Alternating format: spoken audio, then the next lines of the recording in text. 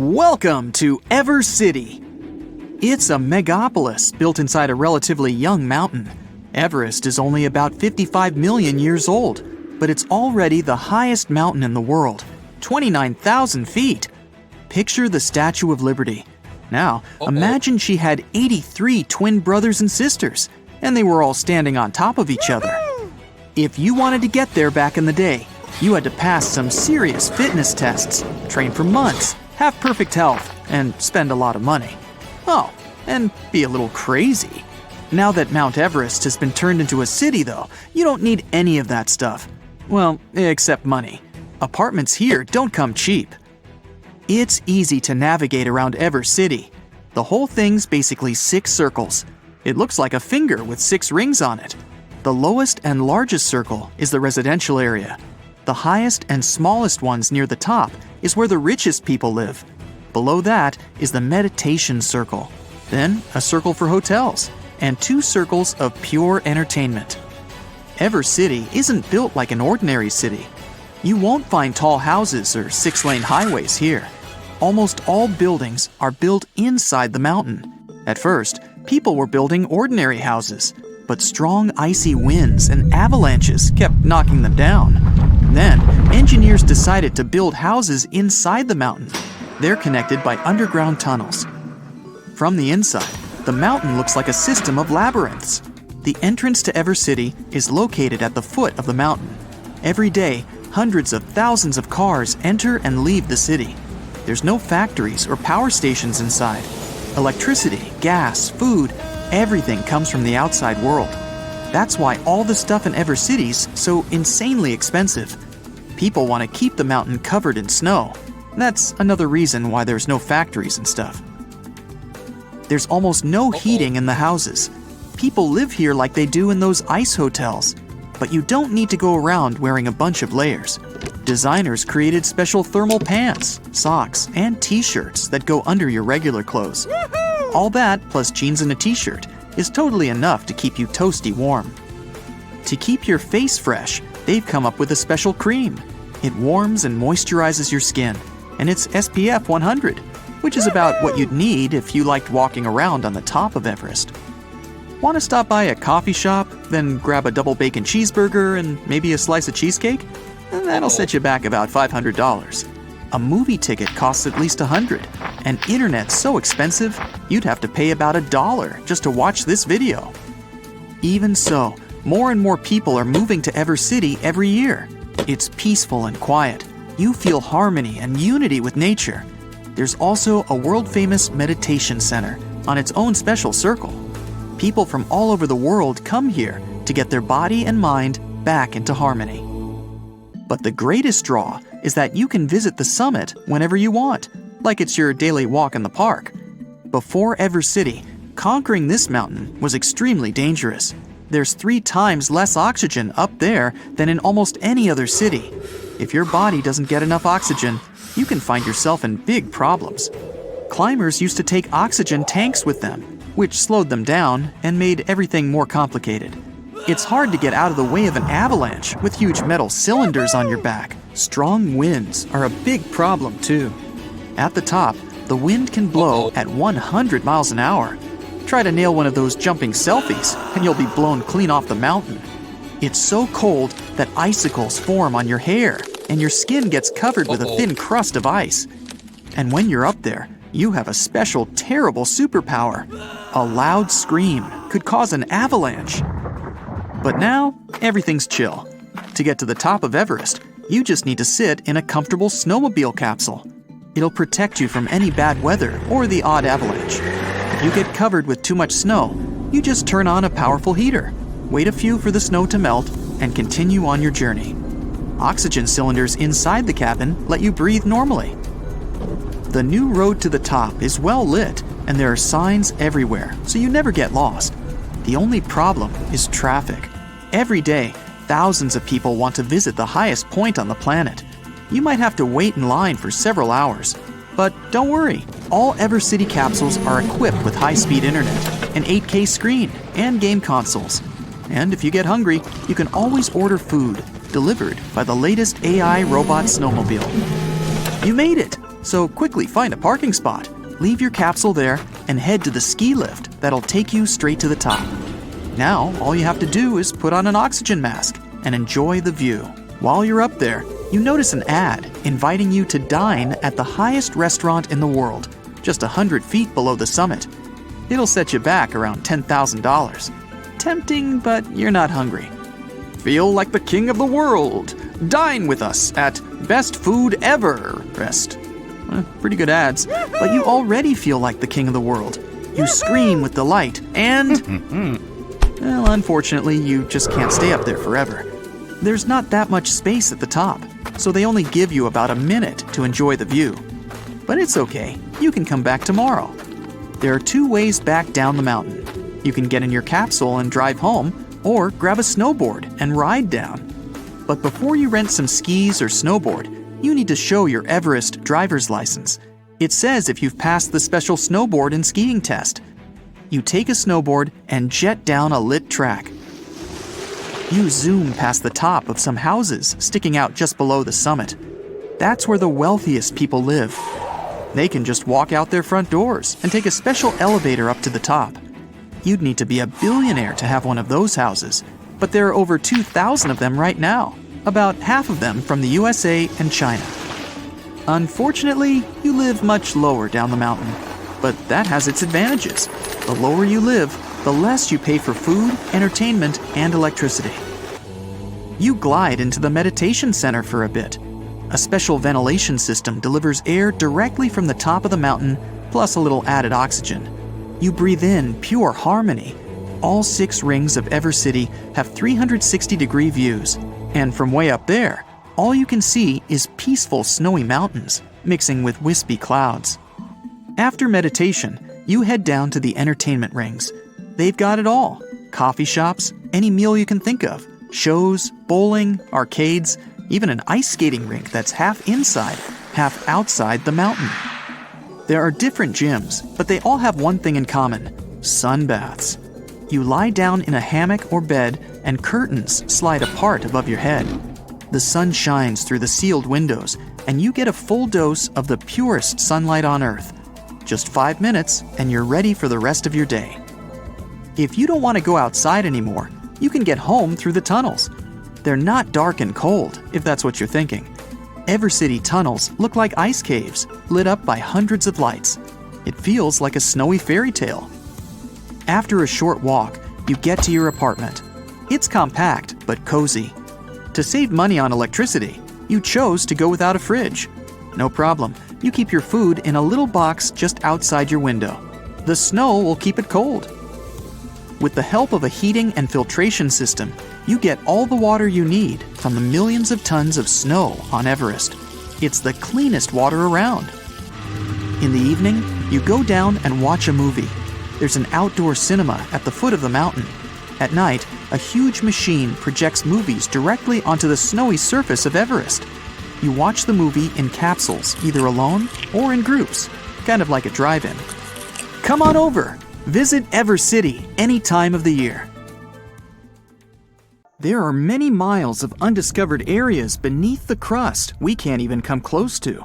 Scientists found what appears to be underground mountains buried inside the mantle. Our planet is divided into 3 layers: the crust, the mantle, and the core. The crust is where 8 billion people, trillions of trees, and millions of animals live and thrive. There are also different types of crust in the land and the ocean. The oceanic crust contains unique rocks and is denser than the land crust. We all see how the Earth is divided and color-coded to show the crust, mantle, and core in textbooks. But there are also special layers in between that not everyone talks about. The mantle is divided into the upper and lower part, which is the transition zone.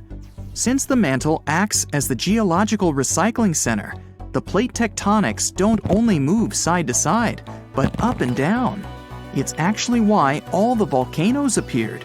The magma spews out to the surface or even underwater, and then sinks back down and repeats. The transitions go down 250 miles and then 410 miles.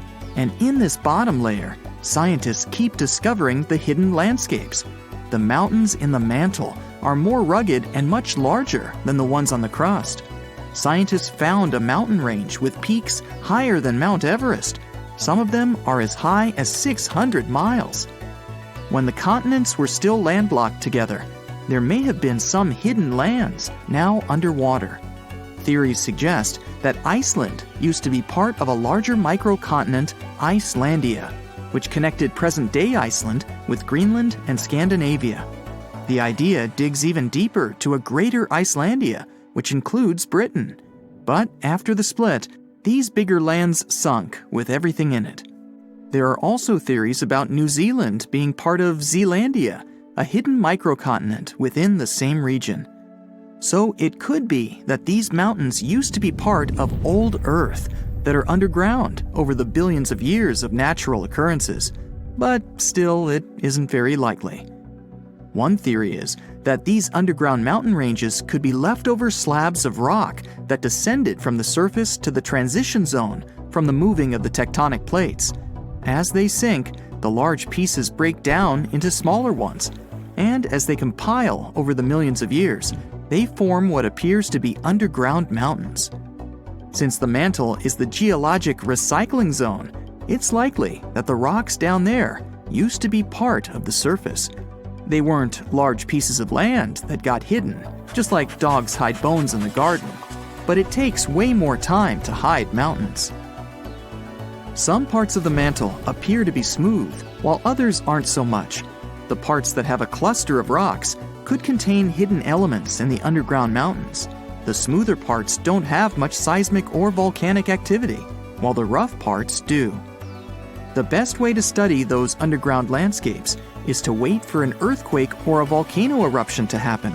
Seismologists can observe the Earth's interior with special scanners, just like doctors use ultrasound to examine a patient. They can even see minor details and not huge chunks of rocks. A strong enough earthquake can send shock waves to the Earth's interior, even through the core and back up to the surface. Depending on where they occur, seismologists can observe and study the intensity of the waves as they move back and forth. On smooth rocks, the waves can travel in a straight line, but once they reach a rough area, the waves tend to scatter. The temperature and composition of the materials can make the waves move faster or slower. But this info isn't exactly accurate and won't contribute a lot to the actual data of the underground mountains. So by analyzing the scattered waves on ships and utilizing the Earth's magnetic field, scientists can figure out everything they need to know. But these studies are only good enough to figure out the interior in today's state, not how the Earth changed over the past 4.5 billion years. However, scientists are certain that mantle material still dates back to the beginning of Earth's original formation. The question, why not just dig a hole to the center of the Earth and see what's going on down there, might seem logical.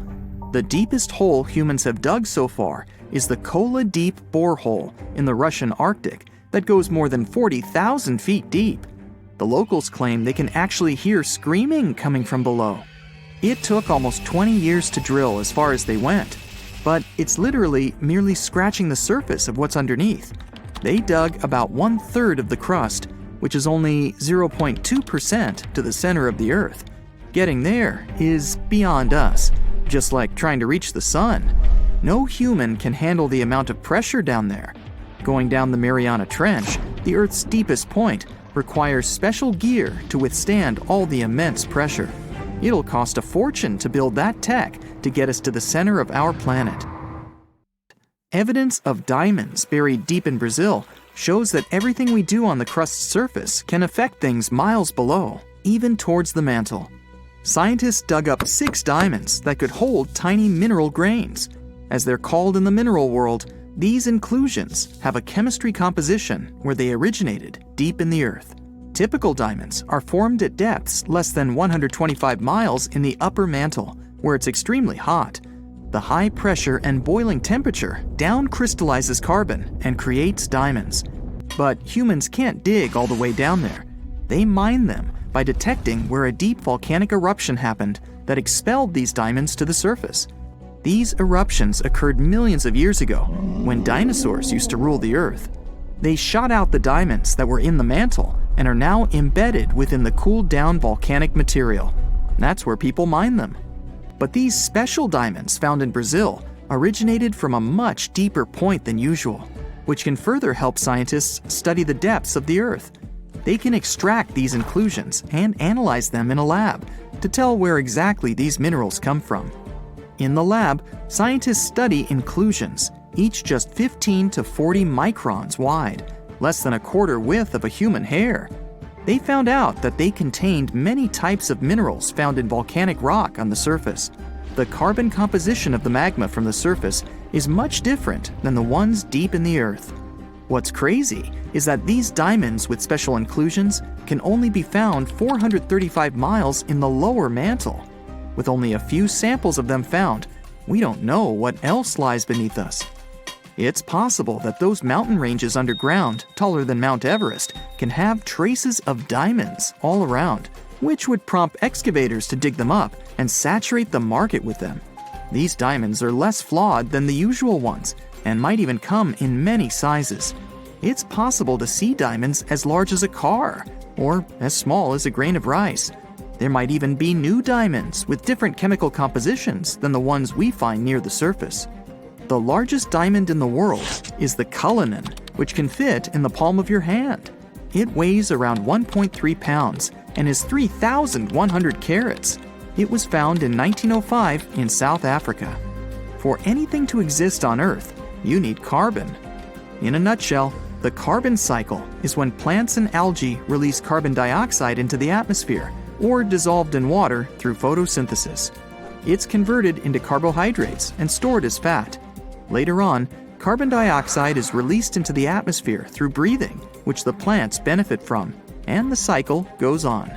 Scientists claim that there might even be a carbon cycle in Earth's interior. The oceanic crust has a lot of carbon sediment that could mix with the upper and lower mantle layer. But there still isn't enough evidence to support this. The deep diamonds might be the key to popping open that theory. Only time will tell. It was 29,002 feet in 1954. 22 years later, it grew by 27 feet. In 1999, the top was 7 feet higher.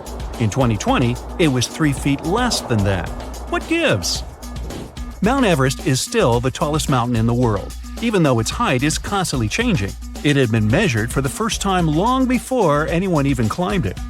In the 19th century, there used to be this thing called a theodolite, the grandfather of mechanisms engineers and land surveyors use today. It measured the angles between two horizontal points. After that, it would go with basic trigonometry to measure where the third point is and how distant it is. That's how mountains are measured. It was complicated because people who measured it had to know where sea level is. Now, there's no sea near the Himalayas, which is why surveyors had to walk all the way from the Bay of Bengal to do the measuring. Others who tried to measure Everest later got similar results, but never the same. Sea level is constantly going up or down because of changes happening on Earth, so it's not easy to be that precise. Mount Everest is part of the Himalayan mountains, and the whole chain is getting taller by around 1/5 of an inch a year. The tectonic collision that created the Himalayas in the first place started 50 million years ago, and it's still going on. That causes growth, but also brings earthquakes that are in charge of reducing its height. So the information from older geography books may not be accurate these days. Mount Everest is the tallest mountain, but only compared to those measured above sea level. There's Mauna Kea volcano in Hawaii, and if you measure from its underwater base, it's 4,000 feet taller than Everest. Antarctica actually has several time zones, 9 of them to be precise. The Great Wall of China. Nope, it can't be seen from space. Sure, sometimes you can identify it when in lower Earth orbit, but at these heights you can see many structures built by civilization. For example, the Great Pyramids of Giza. When on the moon, you can see some green vegetation and a beautiful, mostly white sphere, lots of blue, and patches of yellow. Nope. Oh no, you swallowed a gum accidentally. No worries, your body won't need 7 years to digest it. It's a myth our parents told us to stop us from swallowing gums. Your body can't digest the ingredients found in gums, so it'll simply move it along. You don't swallow 8 spiders a year while sleeping. Spiders, luckily, don't care about humans, and they don't have any prey or something else that might interest them in your bed. They see you as some kind of a big rock. The air coming from your mouth is creating vibrations that will stop them from trying to get into your mouth. A popular story that famous physicist Albert Einstein failed math in school isn't exactly true. He failed in botany, zoology, and language sections at an entrance exam to a school in Zurich. He was always great at math. Boy, I sure wasn't. It never added up for me. Humans and dinosaurs never really coexisted. They missed each other by over 60 million years. Oil won't prevent pasta from sticking. If you like adding oil, feel free to, but it will only make pasta greasier. Stir it to stop it from clumping. You only use 10% of your brain, or not. You never use 100% of your brain all at once, but you use every region almost every day. Your brain needs to work at full capacity all the time because that's something that keeps you alive. Bananas don't grow on trees. They are big herbs that resemble trees. Pineapples grow from the center of a leafy plant that's on the ground. Goldfish may not be the smartest animal ever, but their memory is longer than 3 seconds. It's up to 3 months, which isn't a lot, but enough for it to remember your 3 wishes. Shaving won't thicken your hair. It'll grow the same as it was. You may only think it's darker or coarser because the hair will grow back with a blunt tip. Coffee lovers, don't worry. Caffeine won't dehydrate you. It does have a diuretic effect, but still, the amount of water in your coffee has the opposite effect, so you're good. You won't damage your eyes if you're too close to the TV screen. That blue light coming from it causes strain in your eyes, but it's a temporary condition. Dogs see more than black and white. They can't see the full color spectrum as humans do, but the world is not a couple of shades of gray for them. They have around 20 to 40% of visual acuity humans have, so distant things may be pretty blurry for pups. But they see better in dimmer light and can detect motions or any kind of movements way better than you do, especially when the delivery guy is approaching the front door. Bees aren't only attracted to yellow out of all shades, they also see colors a little bit different than humans. They recognize only lighter ones, such as green or yellow. All darker colors look black to them. That's why they're more likely to go for flowers with light colors and clothes of the same tones. If you're wearing a green t-shirt, you might look like a flower to them. Almost all creatures on Earth have a limited lifespan. One species of jellyfish is immortal. It matures, but at one point it simply reverts back to the juvenile polyp stage. That cycle of phases is endless. There are many types of berries, but a strawberry is not one of them. Scientists define berry as a plant with 3 distinct layers. There's an outer skin, a fleshy middle, and internal seeds. That means watermelon, grapes, and eggplants are technically berries. Polar bears aren't really white. They have black skin, and their fur is clear and hollow. They only look white because light hits their fur and stays trapped inside of that hollow part of a particular hair. That causes something called luminescence. With all that, salt particles stick to their fur and then start scattering light. If you set a chameleon on a yellow surface, it'll turn yellow. If you set it on a red one, it'll turn red. In fact, chameleons don't change their own color to adjust to the color of their surrounding. Their mood, the amount of light, and temperature makes them change color. So, when you see a bright yellow chameleon, it might be angry. Giraffes have the same number of neck vertebrae as you do.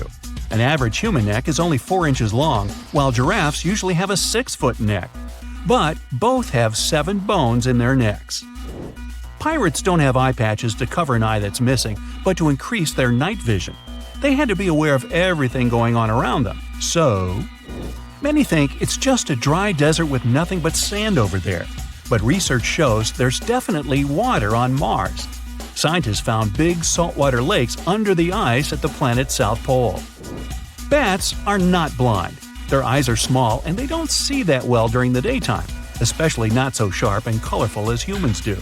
But their vision is adapted to different conditions and is excellent during the nighttime, unlike ours. Black holes aren't invisible. A black hole is a very compact and huge object that has an extremely powerful gravitational pull, so strong even light can't avoid it. The swallowing center is something scientists call the event horizon. It's surrounded by a glowing circle made of rock, debris, and space dust, so it can be seen pretty well. Scientists even got the first pictures of it. Despite what the name says, Iceland is not really covered with ice. The coast is ice-free during the entire winter. There are glaciers, but also lots of geysers and active volcanoes. In 2010, one of them woke up and threw up so much ash into the sky, air transport across Europe had to be stopped for a couple of days. Green peas, lentils, peanuts. Wait, peanuts? Yup, that's right. They don't belong to the group of nuts, but legumes. Moon has a dark side. Not quite. The side that's facing away from the Earth is no darker than any other part of its surface. Sunlight equally falls on all of its sides, so it only seems to be dark from our perspective. The Himalayas have some of the highest peaks in the world, including Mount Everest. But it's no surprise airplanes find it difficult to navigate the area. But why are commercial airplanes actually banned from flying there? For starters, these mountains have an average height of more than 20,000 feet. Mount Everest, the highest mountain in the entire world, stands at 29,037 feet high above sea level.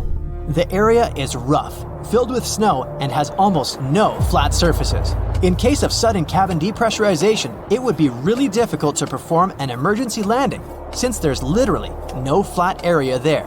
More so, the low oxygen environment at such an altitude means there's likely to be a lot of turbulence. Not only is it really unpleasant for passengers, but random air movements and high wind velocity means that it's really difficult to maneuver the airplane. This area is also quite low populated, so there's not much there in terms of radar systems. And radar is crucial for aviation safety. Without radars, pilots would be unable to communicate with the ground to figure out flight conditions. It can also get so cold up there that jet fuel might completely freeze. Sure, the fuels used in airplanes usually freeze at around -50 degrees Fahrenheit, but it may be possible above Everest. The lowest temperature was recorded there back in December 2004, when thermometers showed a staggering -44 degrees Fahrenheit. So, no wonder pilots don't want to ever take that risk, especially on a commercial flight. Among the few airports located in the Himalayas, there's one considered to be the most challenging to land in the world. Only 8 pilots on the planet are certified to do it. It's called Paro International Airport, and it's located in Bhutan, a landlocked country in the eastern Himalayas.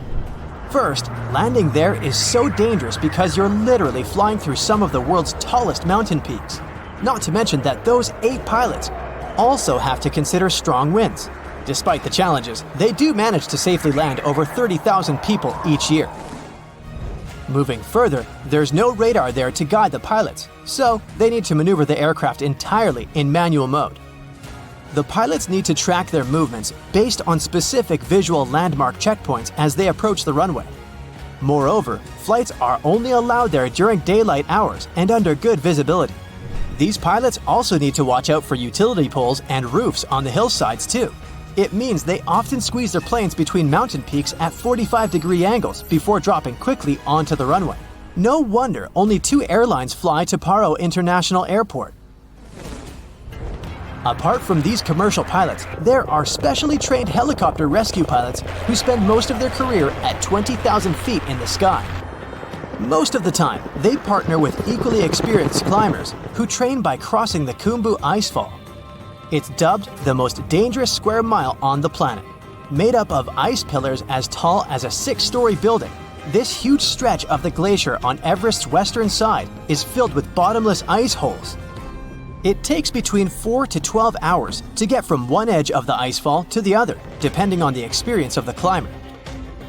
You may think it's a pretty serene location since you're literally only surrounded by ice and snow, but these local professionals claim otherwise. One Everest veteran said that the noise was actually the worst part of the job. The mountain produces awful squeaking sounds and sometimes even sighs. It often makes people feel like it's talking to them, warning them about the treacherous environment. Mount Everest isn't the only no-fly zone in the world. Surprisingly, Disney parks are also part of this exclusive club. So you won't ever be able to look out of your plane window and see the beauty of fairy tale castles from up above. In recent years, a lot of crowded tourist attractions, including Disney parks, have increased their security measures to make sure their visitors are as safe as possible. As such, no aircraft is allowed to fly within 3,000 feet of Disneyland in California or Walt Disney World in Florida. It was initially a temporary ban, but this rule became permanent back in 2003. Some other places don't have planes flying over them because of their historical importance, like Machu Picchu, located in the Peruvian Andes Mountains. There's also a large number of rare wildlife species and plants that grow exclusively in this area. It's crucial that they're protected as well as possible. What does it have to do with planes not flying over that area? Firstly, it reduces the volume of harmful chemicals in the area. Secondly, if a plane ever needed to perform an emergency landing in this location, it'd cause irreversible damage to buildings and wildlife.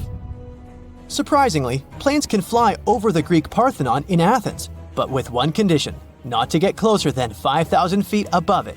This way, the historical building is kept a bit more protected from any emergency landings, since there are specially designated areas around it.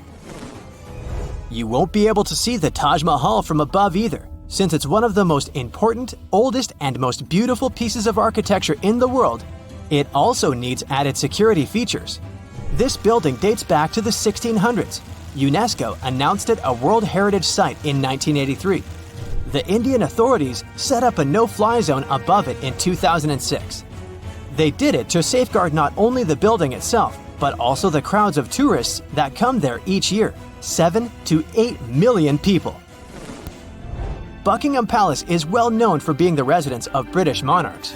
So, for the Queen's security, a no-fly zone was set up here too. Planes aren't allowed to fly over Windsor Castle either, to make sure the royal family is equally protected.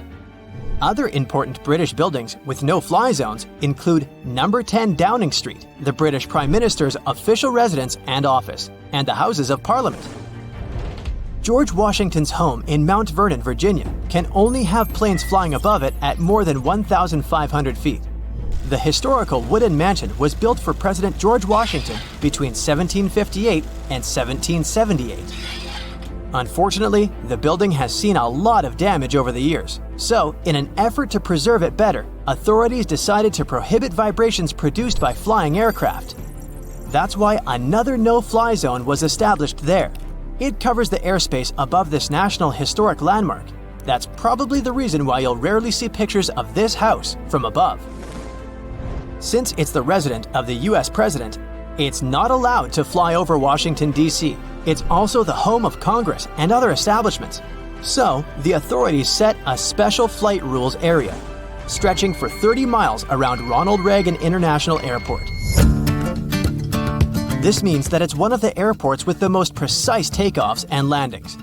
Pilots have to carefully tackle no-fly zones, which sometimes results in uncomfortable takeoffs for passengers.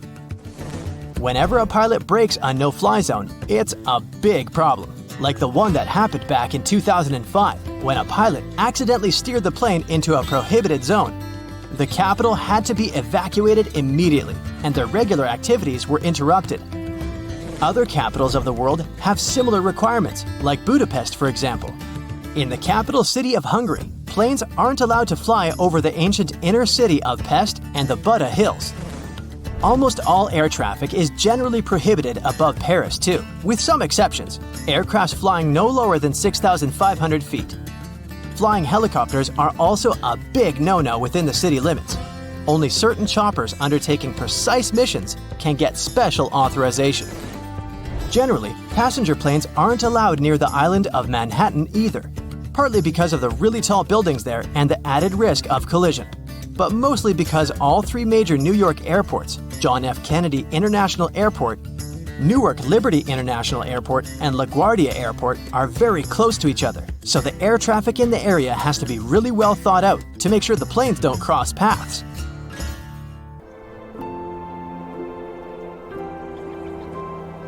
Have you ever wondered why mountains seem so still and silent? Well, prepare to be amazed because these majestic landforms have some hidden talents. You see, mountains are actually quite the performers. They have their own unique songs and dance routines. What does it mean and how does it work? Well, let's see. get ready for a chilling revelation. Mount Everest has a secret nighttime symphony, and this mysterious music will send shivers down your spine.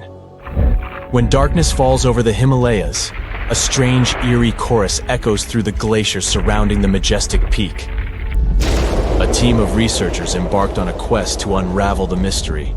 Led by the glaciologist Evgeny Podolsky, they trekked through the freezing temperatures of the Nepalese Himalayas. Their goal? To uncover the source of these hair-raising noises. The team was amazed by the incredible size and beauty of Mount Everest. During the day, the weather was nice and they could work comfortably. However, when night came, it became extremely cold, reaching temperatures as low as -5 degrees Fahrenheit. At that moment, something interesting happened. The ice on the mountain started to break apart and make loud booming sounds that echoed through the valley. To solve the mystery, the team used advanced technology that is typically used to measure earthquakes. They placed sensors on the surface of the glacier and listened to the vibrations it created. They also looked at information about temperature and wind. By comparing all of this data, they made a very important and exciting discovery. The culprit behind this frozen orchestra? It's the sudden decrease in temperature. The icy surface of the glacier is very sensitive to these changes, causing it to crack and split with loud booming noises. This discovery helps scientists understand how glaciers behave in a world where climate change is becoming more pronounced. This adventure is really important because it gives scientists who study glaciers and the climate in faraway places like the Himalayas very valuable information. The melting of glaciers in that area is happening really fast, and that's a big problem. It's a serious threat to South Asia. Recent research shows that the glaciers have been melting 10 times faster in the past 40 years compared to the previous 700 years. But this isn't the only reason why mountains can make strange noises. Other mountains might also sing their own songs. For example, Mount Matterhorn. Guess what? Everything around us has its own special rhythm. Objects vibrate at certain frequencies because of their shape and what they're made of. You've probably seen it before with tuning forks and wine glasses. When they're hit with the right frequency, they start shaking and making sounds. But here's something cool. Even mountains have their own groove. They vibrate in their own unique way. Jeffrey Moore and his team of adventurous scientists wanted to find out if mountains can dance to their own music, just like bridges and tall buildings. They thought that the special shapes of mountains might make them vibrate at certain frequencies, which is called resonance.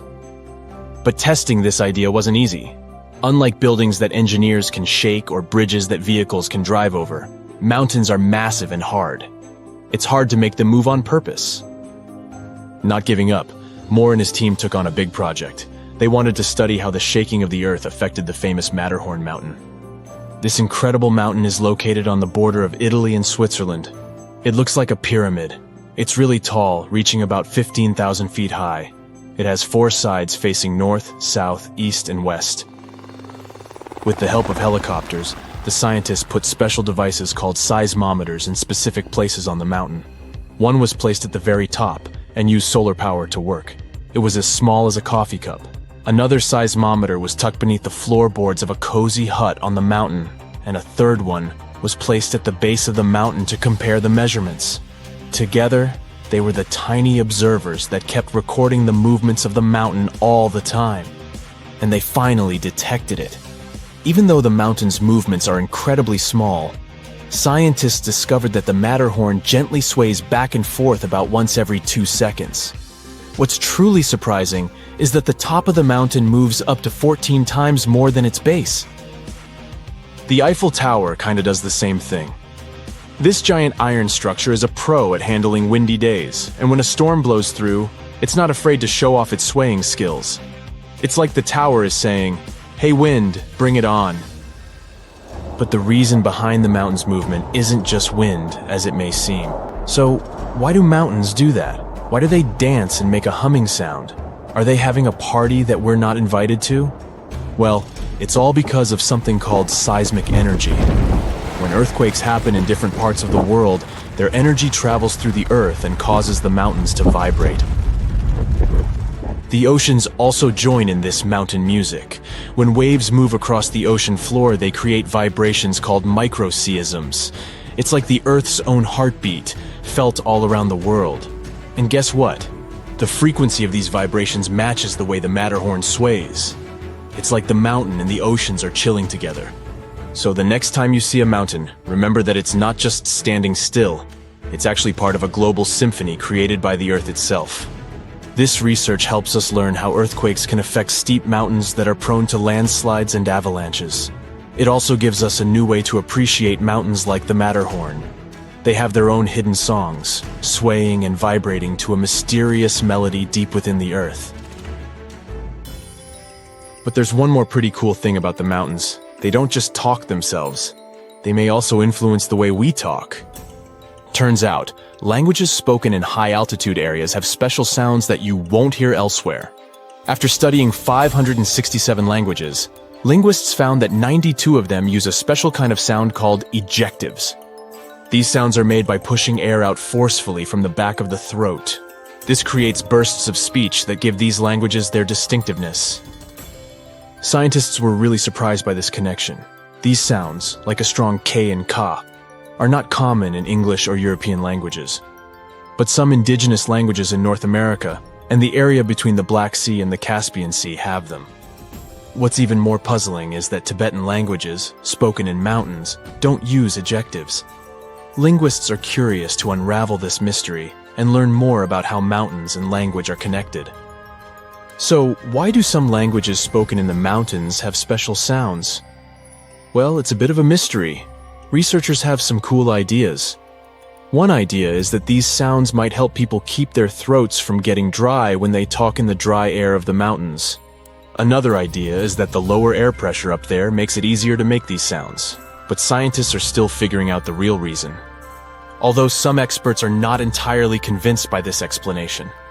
They say that while geography can influence language, there are other reasons why languages might be similar, like borrowing words from nearby languages or being close to each other.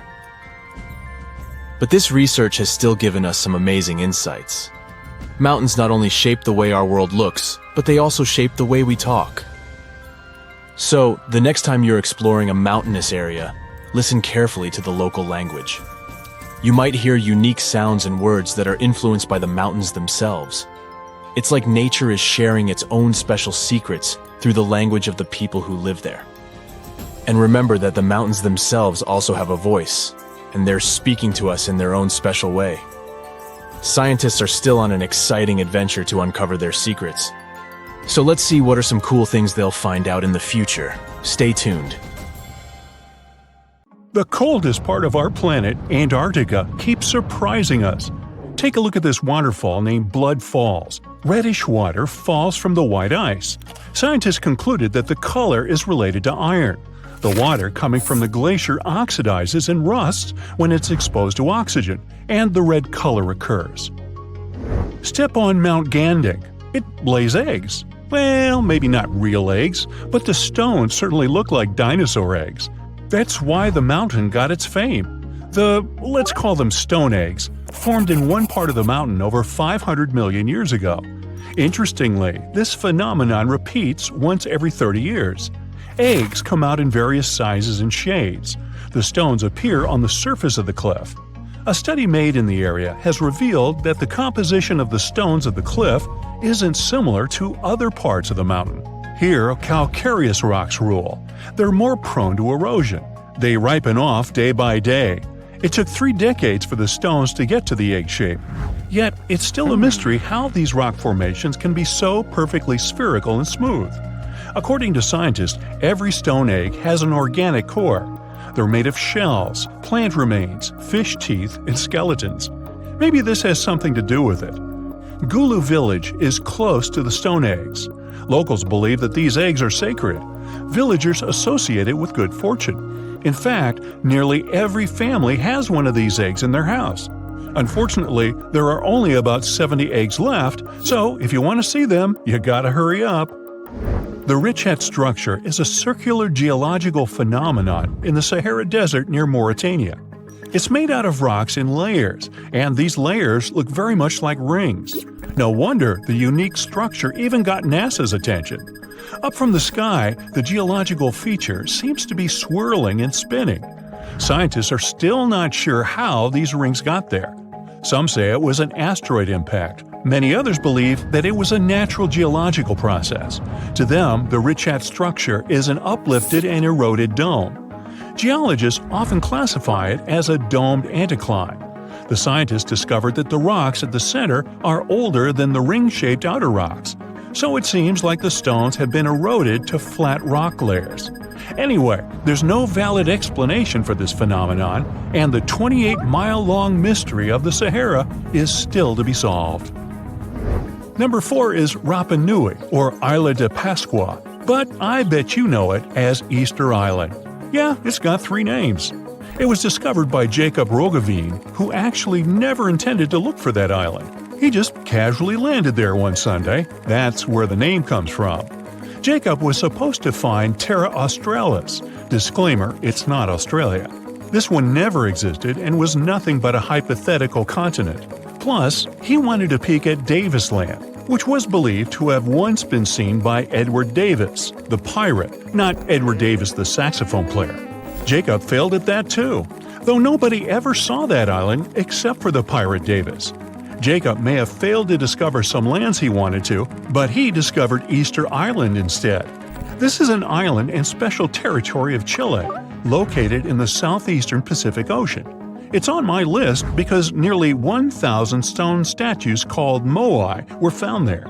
They were created by the Rapa Nui people. Nearly all statues represent gigantic heads, but there are also a small number of figures kneeling with their hands over their stomachs. Each statue represented chiefs or other important members of Easter Island society. To curve those statues, the locals used volcanic stones that were softened. Our next stop is the gateway to the underworld. Nah, don't worry. This is just how people labeled Darvaza gas crater in Turkmenistan.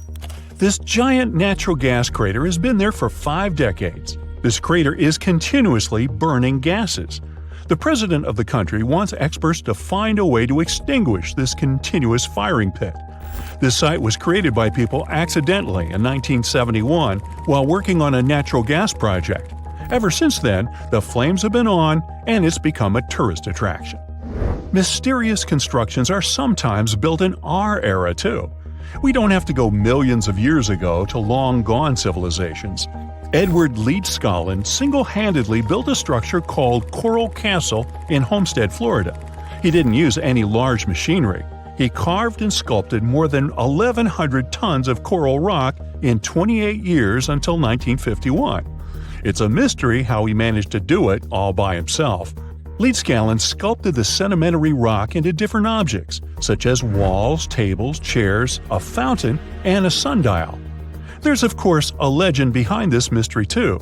He was inspired to build the structure after being abandoned by his fiancée on their wedding day. Uh-oh, runaway bride.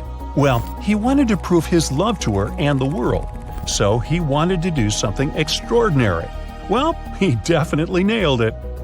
Now, let's talk a little bit about the mystery of the Namibian fairy circles. There are millions of circular patches in hundreds of miles, ranging from 10 to 65 feet in diameter. They're called fairy circles because they look like a fairy or an otherworldly creature made them. These are essentially oval-shaped soil surrounded by grass. There are a lot of local beliefs surrounding the creator of these marks, yet science says something else.